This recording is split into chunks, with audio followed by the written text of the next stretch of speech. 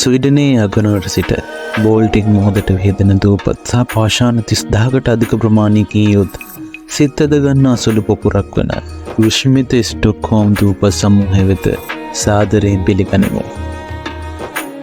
ස්ටොක්හෝම් සිට හිටි බෝට්ටු සවාරයකින් ගමන් කර හැකි මෙම දූපත් සමූහය ස්වභාව ධර්මයට පරිපූර්ණ ගැලපීමක් ලබා දෙයි.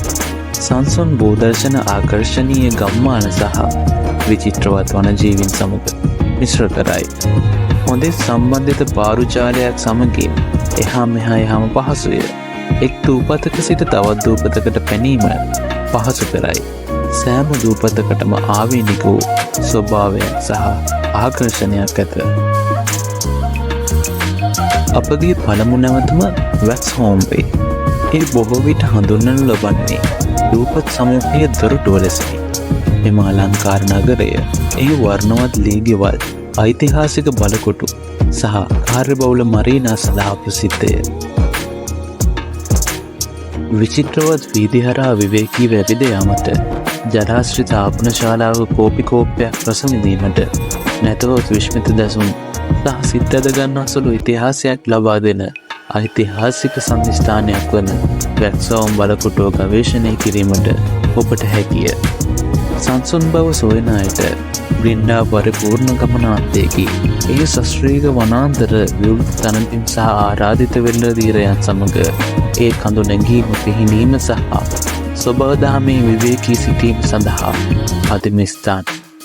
එලිමහන් ලෝලින්ට හයකින් යාත්‍රා සහ මසුනැල්ලීමේ නිරත විය හැකි අතර පවුල්වලට වෙරළේ ආරක්ෂිත පිහිනුම් ස්ථාන හා විනෝද චාරිකා භුක්ති විදිය හැකිය. ඔබ විචිත්‍රවත් රාත්‍රී ජීවිතයක් සහ සංස්කෘතික ජීවිතයක් සොයන්නේ නම් සැන්දමන් වෙත යන්න.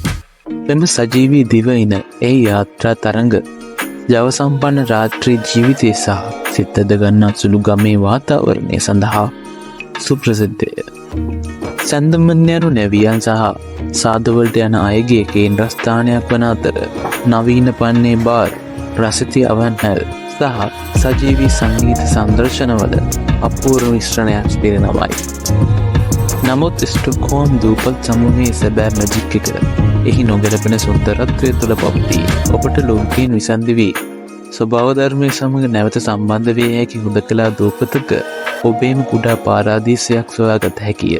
ඔබ තරුයට කඳවුරු බැඳගෙන සිටියත්, නිශ්ශබ්ද කුටියේ පසුබැසීමක් භුක්ති විඳිමින් සිටියත්, ගිනිකන්දක් වටා කතන්දර බෙදාගත්තත් දූපත් සමූහයේ අමත නොවන මතකයන් රාශියක් එකතු කරයි.